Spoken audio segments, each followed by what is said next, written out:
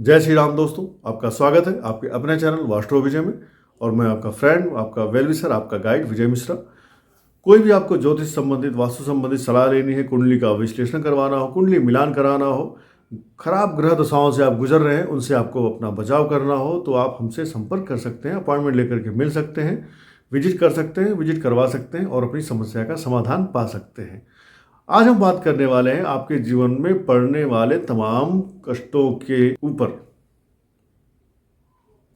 कष्ट कैसे कैसे होते हैं, स्पेशली जब आप देखेंगे तो आपके जीवन में जो कष्ट देखे जाते हैं, छठे भाव यहाँ से, या फिर आठवें भाव यहाँ से, या फिर 12वें भाव से देखे जाते हैं। छठा भाव छोटा कष्ट, आठवां भाव आपके जीवन में अपयश, आपके जीवन में आप पर लगने वाला कलंक, आपको कोई बड़ा कष्ट होने वाला जो होता है, आठवें भाव से देखा जाता है। और 12वां भाव आपको हॉस्पिटल की यात्रा और जेल की यात्रा करवा देता है।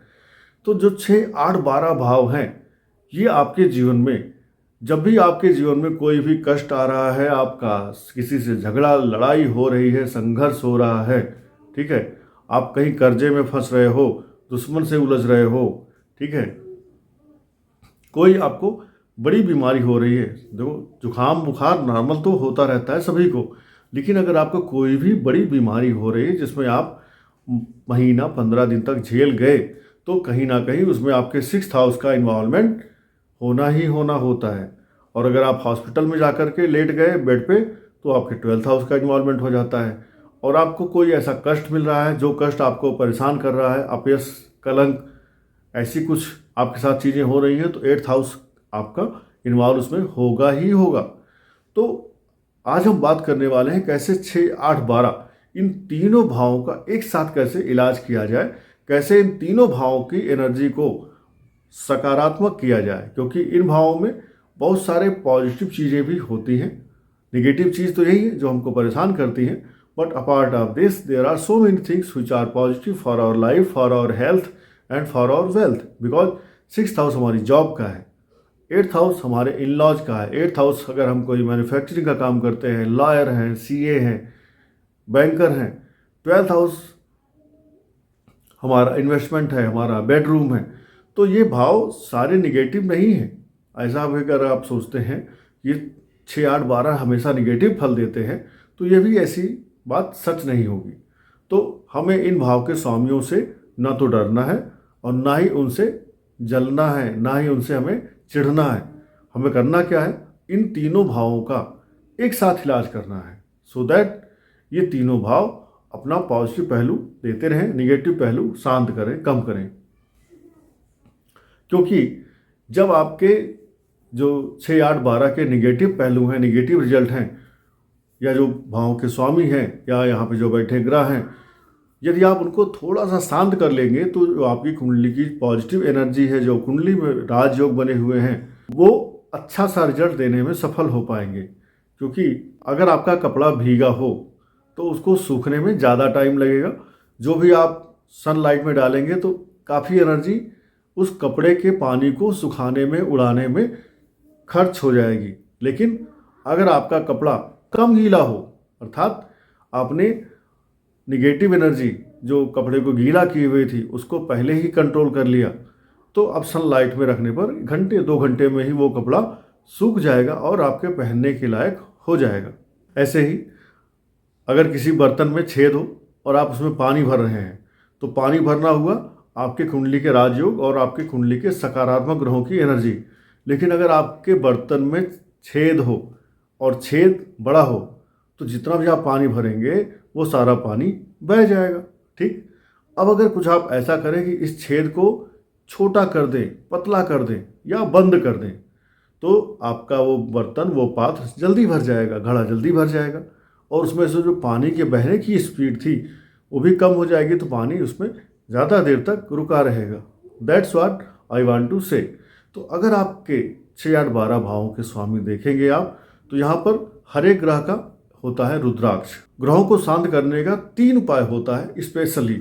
ठीक है, पहला उपाय क्या होता है, आप उस ग्रह का जो है अनाज, उस ग्रह का रत्न, उस ग्रह की धातु दान करते रहिए रेगुलर इंटरवल पे। ठीक, इसमें पैसा खर्च होगा, पहली चीज़ कर सकते हो, बहुत अच्छी बात है।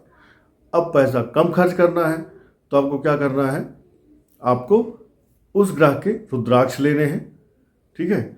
और पैसा बिल्कुल नहीं खर्च करना है तो आपको उस ग्रह के बीज मंत्र जप करने हैं, ठीक है। तो जो आपको आसान लगे, जो आपको सुगम लगे, वो आपको करना है। अब कैसे करना है हम उसकी बात कर लेते हैं। मान लीजिए आपके सामने मेष लगन की कुंडली है, तो मेष लगन की कुंडली में देखेंगे तो 1 नंबर में आएगा मेष, अर्थात मंगल यहाँ के स्वामी। 6 नंबर में देखेंगे तो यहाँ पे बुध आ जाएंगे, अर्थात बुध की राशि होगी, यहाँ के स्वामी बुध हो जाएंगे। 8 नंबर में पुनः मंगल की राशि होगी, तो आपको लिख लेना है 6 नंबर अर्थात कन्या राशि, कन्या राशि के स्वामी बुध, आप लिख लीजिए बुध। 8 नंबर के स्वामी मंगल। 12 नंबर के स्वामी कौन, गुरु।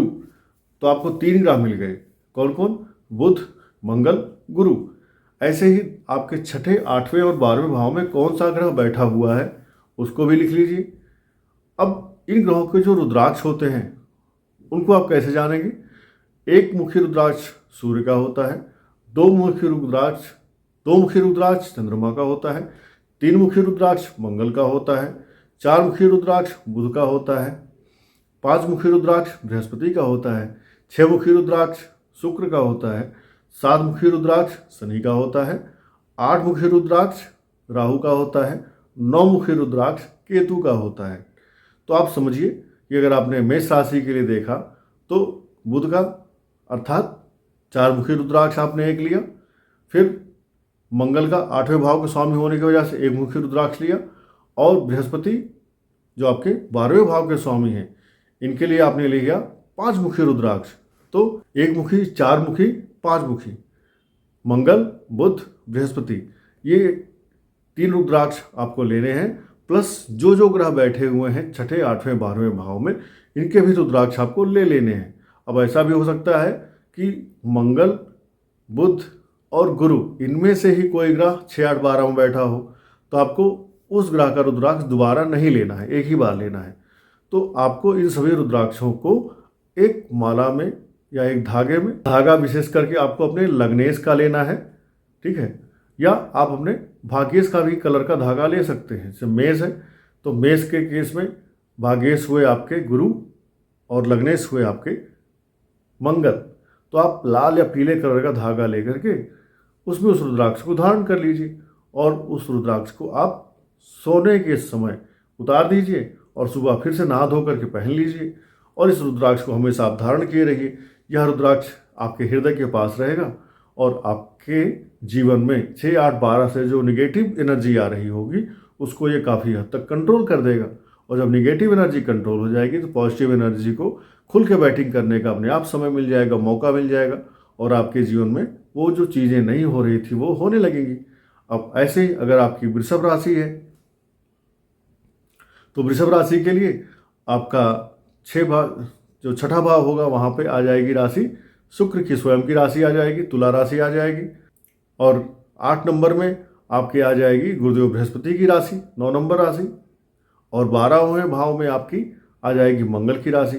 तो आपको जो रत्न लेने हैं, एक शुक्र का लेना है, एक बृहस्पति का लेना है और एक मंगल का लेना है। तो शुक्र के लिए 6 मुखी रुद्राक्ष, मंगल के लिए 1 मुखी रुद्राक्ष और बृहस्पति के लिए 5 मुखी रुद्राक्ष। 1, 5, 6 मुखी रुद्राक्ष लीजिए, और आपके 6, 8, 12 भाव में जो ग्रह बैठे हैं उनके आप एक एक रुद्राक्ष के दाने ले लीजिए। हाँ, रिपीट नहीं करना है। अगर आपका 6, 8, 12 का स्वामी 6, 8, 12 में ही कहीं बैठा है तो आपको उसका रुद्राक्ष एक ही बार लेना है। और 6, 8, 12 का स्वामी अगर 6, 8, 12 में ही बैठा है तो आपके जीवन में ये एक तरह का विपरीत राजयोग बना देगा, जो कि एक अच्छी बात है, पुनः खुश हो जाइए। ठीक, तो आप देखते जाइए आपके 6, 8, 12 का स्वामी कौन है, उनके रुद्राक्ष निकालिए, और उनके रुद्राक्ष आपको किसी शुभ दिन पर, जिस दिन चतुर्थी, नवमी, चतुर्दशी ना हो, और सर्वार्थ सिद्धि योग, अमृत सिद्धि योग, पुष्य नक्षत्र, रवि पुष्य या गुरु पुष्य योग हो, उस दिन आप उसको धारण कर लीजिए। सुबह उठने के बाद आप दूध में, गंगा जल में और पानी में उनको धोइए, और धो करके अपने भाग्येश का और लग्नेश का एक एक माला बीज मंत्र जप करिए और धारण कर लीजिए। और धारण करने के बाद आप पहने रहिए। अगर आप नॉन वेज खाते हैं, मांस मदिरा खाते हैं, अंडा खाते हैं, मीट खाते हैं, तो आपको उस समय रुद्राक्ष उतार देना चाहिए। आप अगर नहीं खाते हैं तो फिर तो आपके लिए कोई टेंशन ही नहीं, पहने रहिए, अपने काम करते रहिए और आपके जीवन में 6, 8, 12 के निगेटिव जो रिजल्ट हैं वो दूर होते रहेंगे। Enjoy your life. Okay, so I hope अब आप रुद्राक्ष या बीज मंत्र या उनके दान, 3 में से जो आपको अच्छा लगे करते रहिए और अपने जीवन को सरल, सुगम और सफल बनाइए। जय श्री राम।